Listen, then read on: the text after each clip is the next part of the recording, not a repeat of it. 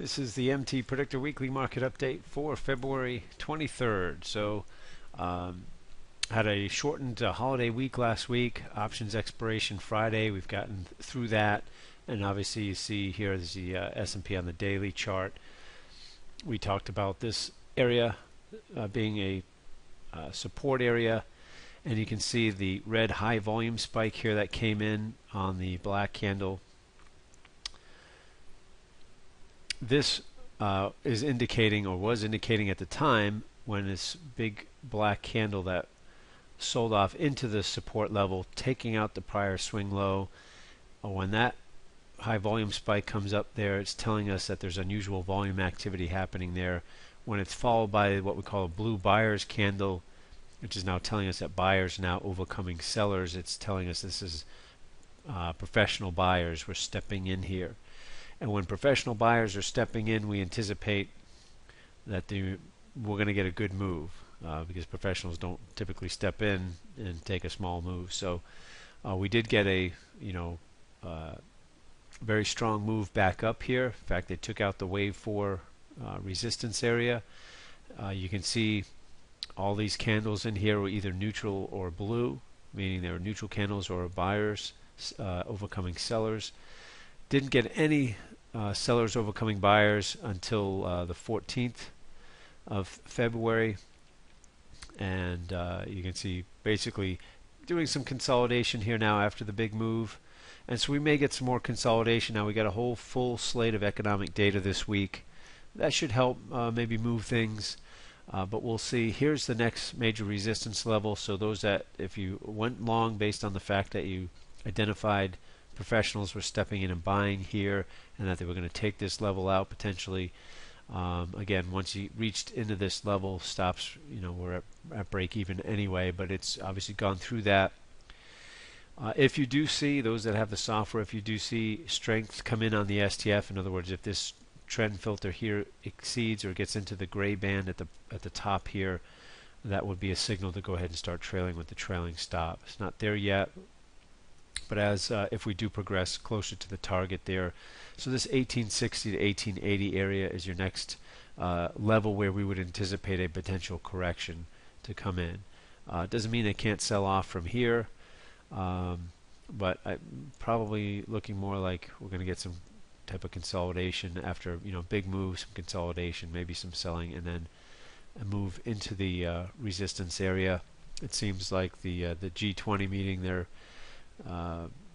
They're praising Janet Yellen for, I guess, the easing the situation there with the emerging markets, and so maybe with that kind of off the table, maybe they can finish this thing off into the 1860 to 1880 level. But again, if you are long this and you do see strength come in on the STF, you can start trailing with a trailing stop. So we'll see how that finishes out. The Dow, again, same situation though. The Dow still kind of, it's trading at the top of this wave 4 level. Right? It's kind of taking it out. We got to close above the level. They have traded above the high there. And it's just kind of fallen back to the top of the level. So, the S&P is the boss, but we'll see. If the S&P reaches its target, it'll obviously bring the Dow with it. Though the Dow's target is a bit bigger distance to its next major resistance level there. So, we'll see how that plays out. If these things kind of sync up a little bit more. And you can kind of throw in the DAX here as well. So the DAX had that 5-wave pattern, which we anticipate a correction back to this level. So it was a nice opportunity to short that for about 3 times the initial risk.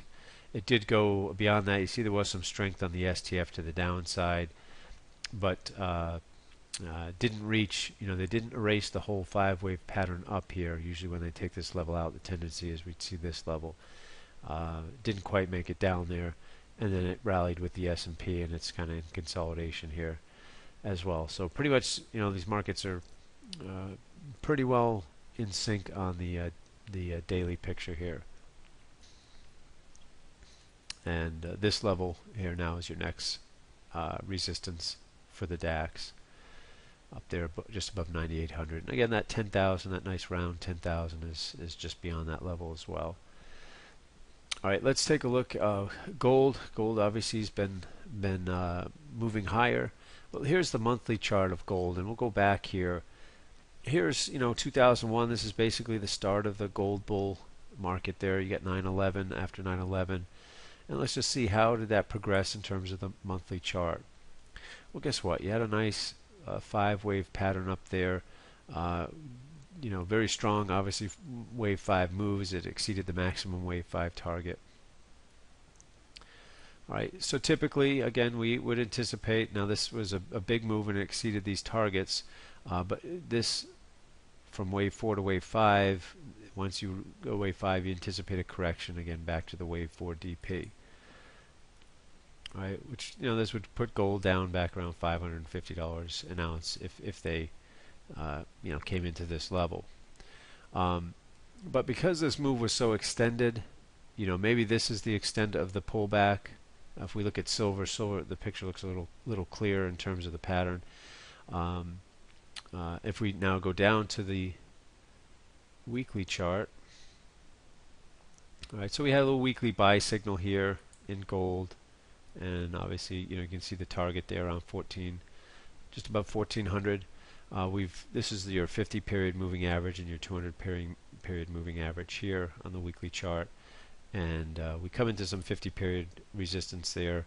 You've achieved the 100% initial risk line. If you happen to be long gold, you can have your stop to break even. This wasn't a standard trade setup. Our STF indicator was red, but you may have had reason to take that to the long side.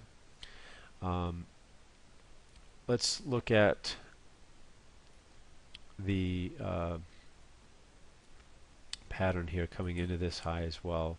So here was a little pullback into wave 4. There was so we had a weekly wave 5 that coincided with the monthly wave 5, the larger monthly wave 5 there as well. So if we use this pattern, if this is wave 5, again we would anticipate a correction back to the wave 4 DP in terms of the weekly chart. Right, and we did that. Now they took that level out, so now we want to find wave 1, go back to the bottom of wave 1 here and take a decision point, because this is the area that we anticipate if they take this level out, then tendency is we see this level. Right, so we didn't quite make it to this level. Doesn't mean we won't. It might we might roll over again and retest the lows and maybe get into this level. Don't know. Again, anything that you're going to put money on, use a low risk, high reward scenario. If we look at silver, just a little boom. So silver here, if we look at the wave pattern here, is our weekly wave 4, and we projected our wave 5 down, and that's the target we were looking for here. Let me just pull this up a little bit. All right, so again, I'm just going to project wave 5 down.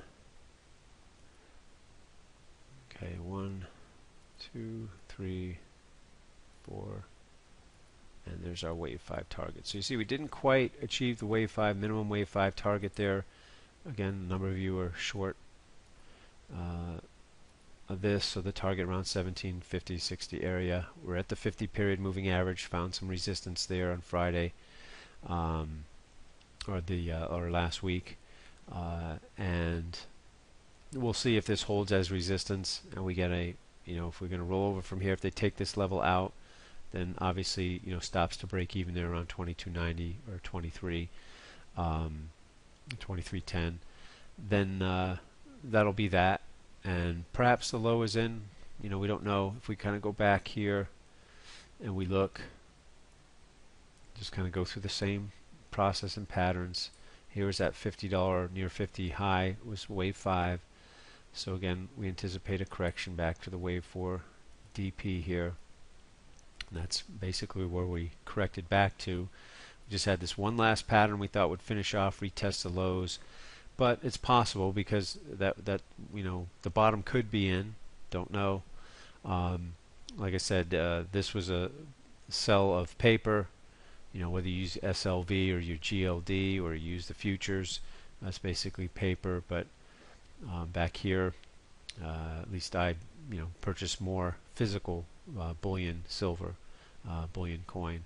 So because it was a divergence happening between those two markets. So we'll see how this finishes out now. But again, if this trend, which was up here prior, if it finds support, if it corrects back to wave 4 here and finds support here, if this level holds, and the trend which was up prior should continue up here.